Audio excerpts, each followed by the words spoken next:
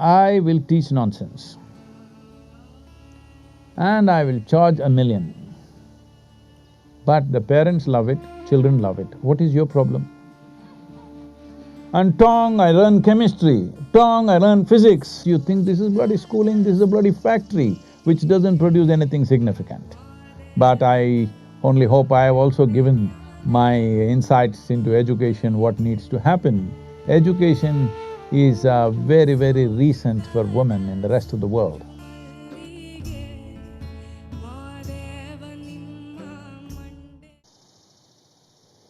Well, India's education for millennia was conducted in a certain way,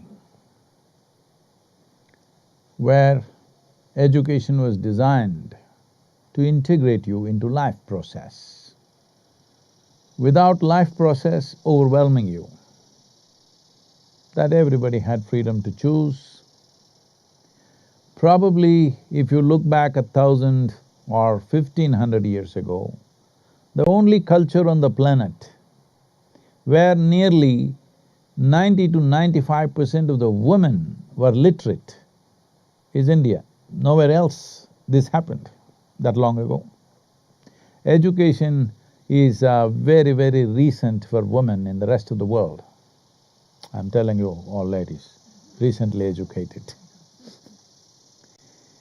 But education was part of both male and female populations in India for a very long time, which changed in the last 600 to 800 years because of aberrations that happened to that culture.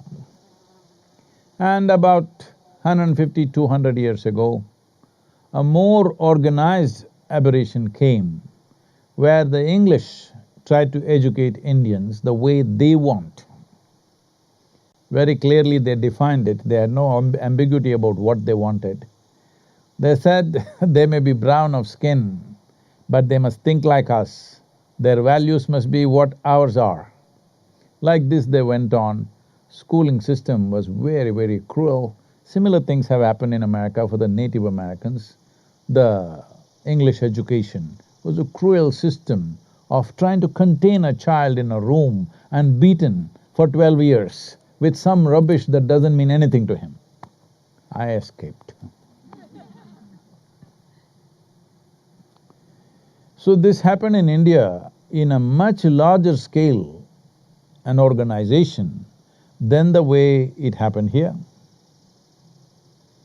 So when this happened, what was their intent of educating the Indian populace?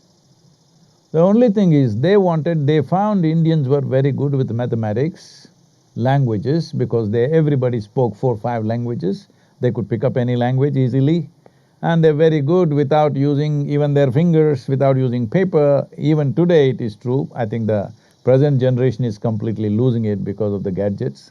Otherwise, when we are growing up, even today, we can count things, multiply things, divide things in our mind without using any other instrument.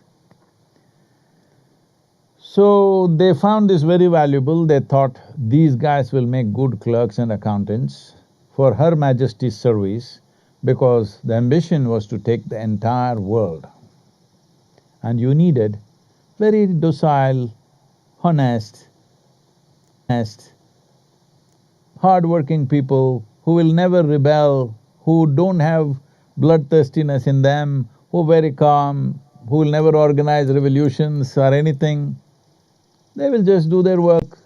You put them in slavery, they will think this is their karma and they will just do that also well. When they saw this attitude, they thought of all the nations they had colonized at that time. India looked like an ideal place to educate and make sure this whole enterprise of what do you call this? This whole enterprise of imperialism will be staffed by Indians, and it was. Even a large part of British army, both in World War I and World War II, was Indian soldiers who fought for 50 paisa a day. Do you understand?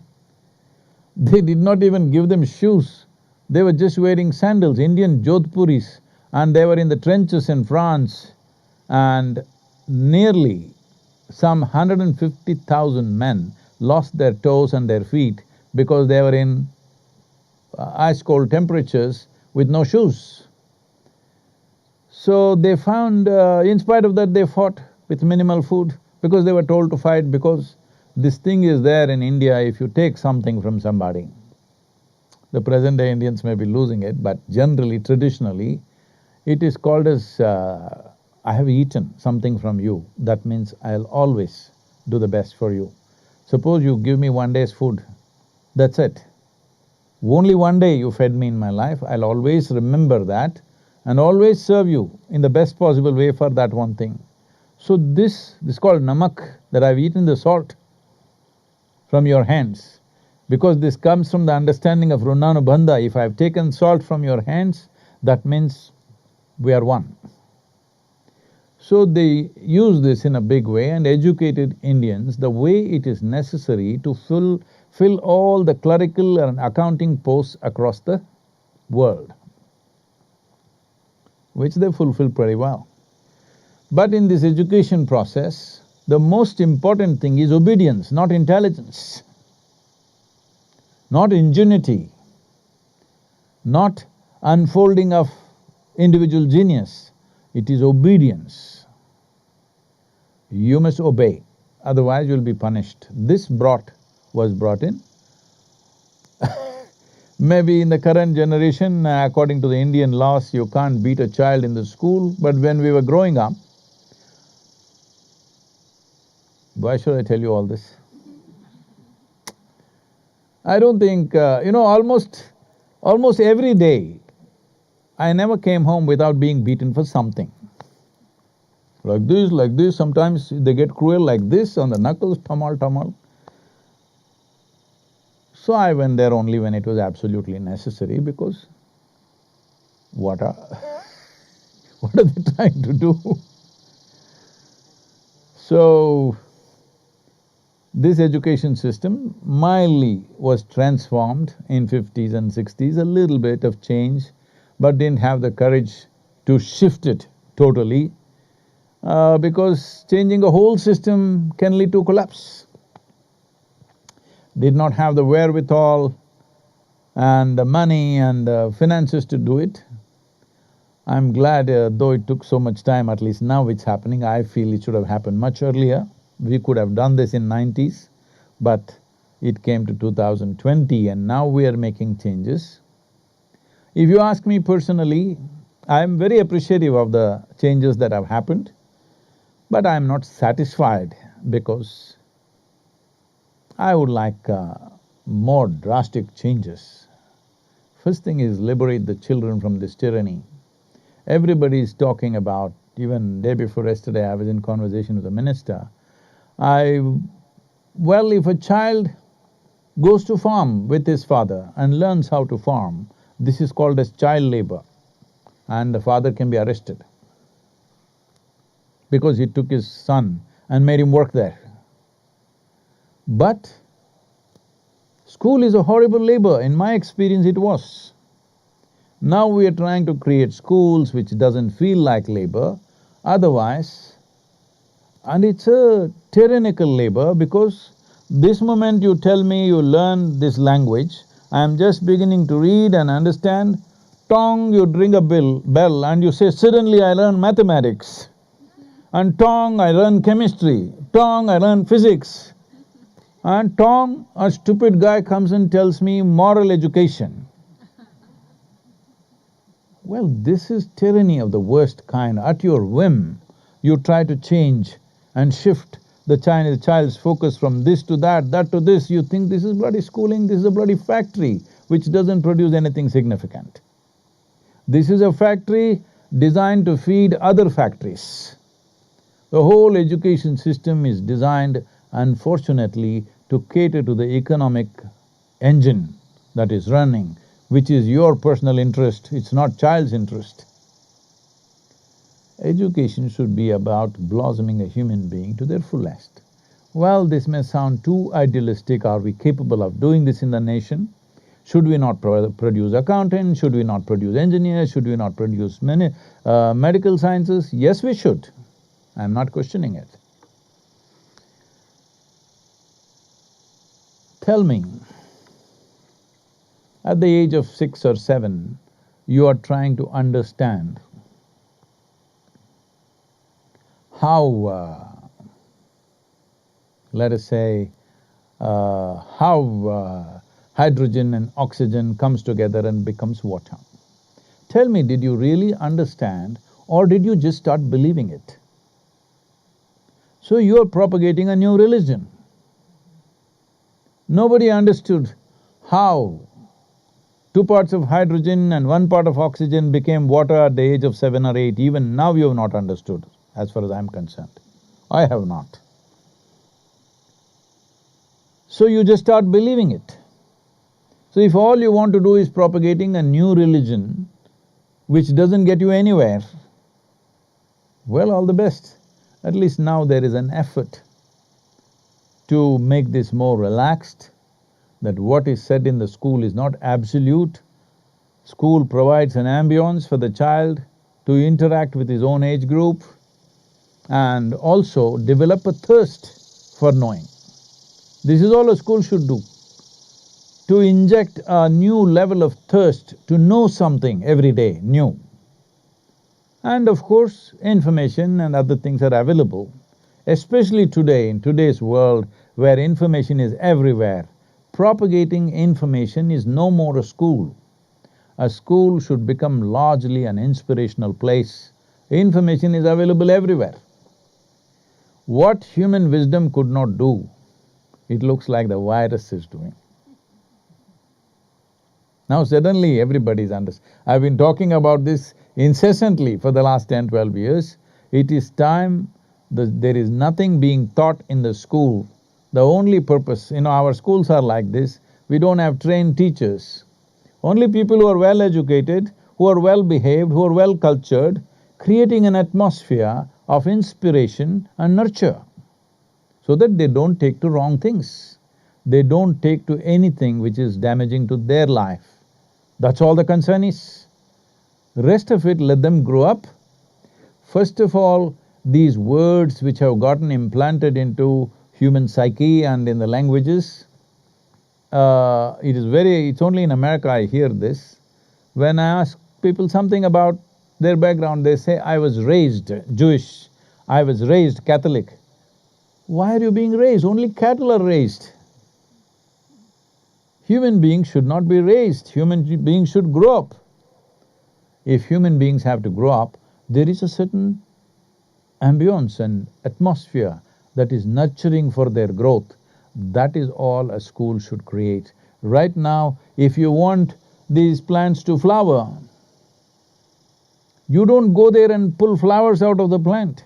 All you do is maintain the atmosphere in the soil, water, sunlight, whatever else it needs, you just maintain the ambience, the plant will flower. You cannot make it flower. Right now, school looks like you want to pull flowers out of people's heads or whatever else. No, you're only interested in pulling money out of their heads. Because the entire damn world has become economy, economy, economy, all right? Economic system is here to serve humanity. Humanity is not here to serve the economic system. I think that's in that sense, without disrespecting unfortunate loss of life and suffering that people are going through. Our hearts are with you for that. But in terms of relegating the economic system to secondary level from being a primary thing has been in some way achieved by this virus. Right now, staying alive and staying healthy is more important than how much bank money you got. It's a very good happening for the human beings. This should have happened of our own wisdom, which is what these centers are, where nobody is thinking money. We are living in a way that there are many people who are living with me who not thought money for the last 10, 20 years, because money doesn't mean anything to them. I've developed people around me that if you put a you know, you open up the Federal Bank to them, they'll walk in thinking, what is there to read? It's not even a library. Because it doesn't mean anything to them, because what money can buy doesn't matter to them. Of course, we all eat, all this is there, but for that you don't have to run such a horribly destructive economic engine which is just ripping the life out of this planet. So, in this, if you want to correct this can't be corrected by crippling the economy, this can only be done by transforming our education system. So this effort is very appreciative, in many ways it is positive, but still, for me, it is still coming from too much fear. In a controlled way, little shift is happening. But maybe there are practical problems, I understand that, because in India, millions of children, probably around… if in Tamil Nadu alone, there are about 15 million children in school, I think. No, I'm sorry. No, that's wrong. In Tamil Nadu, in the government schools in Tamil Nadu, there are 1 million children in the government schools. A similar number is there in the private schools. So approximately maybe around 2.2 million children in Tamil Nadu. All over the country, in 28 states, there must be at least 70 to 100 million children in schools. If you take them up to high school, probably up to 120 million children are in school. So the changes that you make for such a large structure, you will have to make it carefully. But I only hope I have also given my insights into education, what needs to happen, and hope in a calibrated manner, more changes will come in the coming years, because to absorb these changes, for many schools to absorb these changes, to create the necessary staff, to create the necessary infrastructure, it may take 2–3 years before they're able to implement what changes they have made, which are significant. One important change that has happened which is good is children can pursue education, they can break it, and again they can come back, which already is there in this country, I think, but otherwise, in India, if you break your education, you're finished. That's the end of your education. You never come back. So now there are options that you can take a break and again you can come back. You went through little madness for 1 year, so you dropped, but now again you got to your senses, you want to get back to school. That possibility has opened up, which is a great thing. That is a very significant change. This will relieve these 28 people that you're saying, I don't know where the statistics came from. Anyway, a certain number of children are committing suicide, unable to bear the pressure, because in India, if you get 99% in your examination, your parents will ask, where is the other 1%? What happened? What did you do with that 1%? So the pressure of performance, where in the Delhi University, children who got 100% don't get seats for graduation courses, because there are so many people who got 100%. So essentially, the most significant aspect of this change that has happened in education policy is from rote learning to a more creative way of thinking and applying themselves, which is very significant. I think it's a good change. Can we make all these changes effective for all these 100 million children plus instantly? I don't think so, but it'll take time. It's a good move. I would have expected a little more. One thing I wanted from the government, which I've been pitching for, especially for higher education, is release them. Let the private people do whatever they want. Do not control the private schools. Government schools, you decide what to teach, that's up to you. But private schools, release them in such a way. I actually told this to the leaders of the nation. I said, see, I will teach nonsense, and I will charge $1 million. But the parents love it, children love it. What is your problem? Where did this come, that administration starts thinking, you love the children more than the parents? Where did this come from? That you're concerned about the well-being of the child more than the parents. Well, there are ignorant parents, they may induce them into all kinds of things. Yes, that much protection you must give, but you must not assume that. There are many parents who will take children in the wrong way. If they're drinking, they'll take them into drinking. If they're drugging, they'll take them into drugging. Whatever compulsions they have, they will initiate their children into same compulsions. And there are any number of parents who will enslave their children for their own… This thing, parents are not above board completely. Any number of parents have horribly enslaved their own children. So in that sense, the state has to be active and vigilant about it, that is understood, but still, what I am saying is easier than done. I am not trying to say they are wrong. All I am saying is, we must continue to change. This is not like an absolute change has been done and we've achieved something. We must continue to change. Every few years, more and more relaxation should happen. Education should become a joyful choice, not a compulsive extruder out of which you have to come out in a certain shape. This needs to happen everywhere in the world. In India, it's necessary because it's a massive population. We need to bring a possibility where education builds beautiful human beings, not soldiers. Well, soldiers have become necessary in the world only because we have created a world full of confrontation. At least within the given society, we can avoid the soldiers. At the national borders, unfortunately, we still need soldiers. This also would go if economic disparity in the world largely gets equalized, either by everybody going up or everybody coming down, one way or the other. If there is economic disparity goes away, you will see national borders will not mean much. That needs to happen. But we are doing everything possible to see that doesn't happen quickly, because imperialism is being practiced in so many ways, in so many subtler ways than before.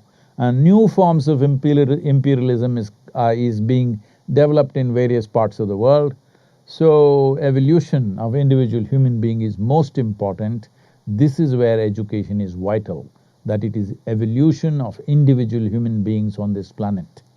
But right now, educated people in this world, in the last 200 years if you look at it, educated people have been the most cruel people on the planet. Educated people have been the most destructive people on the planet. Even ecologically, it's only educated people who are destroying this world. Illiterate people are not doing such things.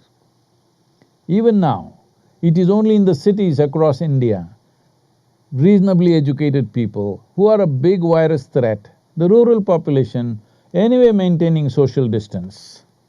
In Tamil Nadu, if you see, this is a culture in South India, when somebody speaks to somebody, they will speak like this. They were always conscious that your breath should not touch somebody else. Now, look at all of you. But once in a way you would like to raise this and cough at somebody because your freedom to cough in somebody's face. You know, this is being… protests are being taken out. Why can't I infect somebody?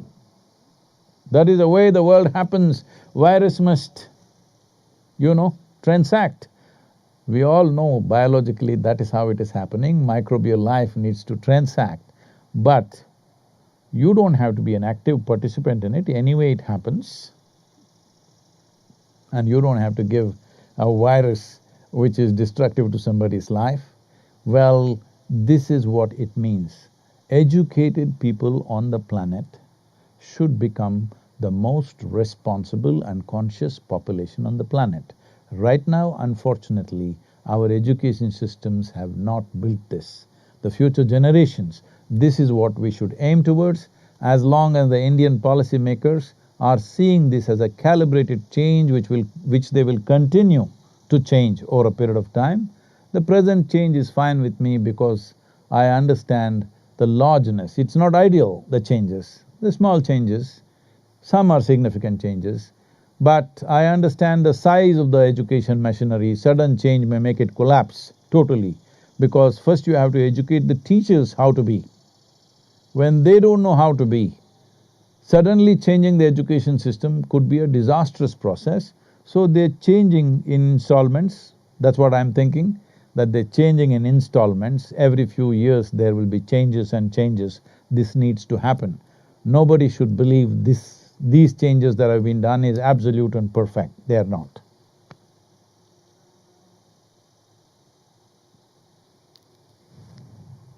I think our time is up.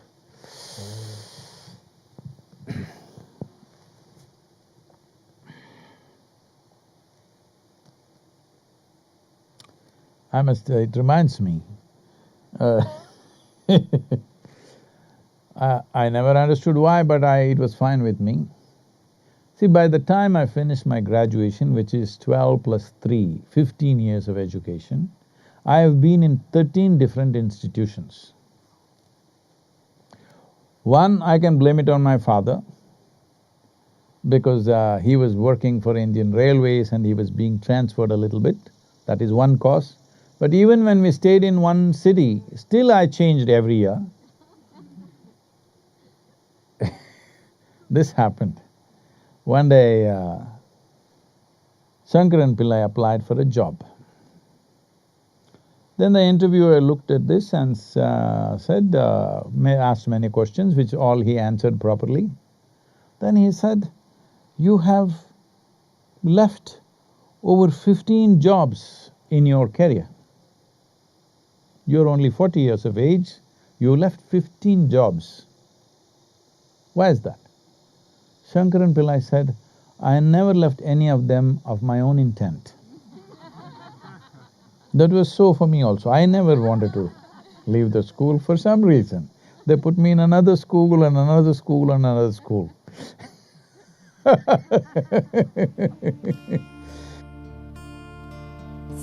you guys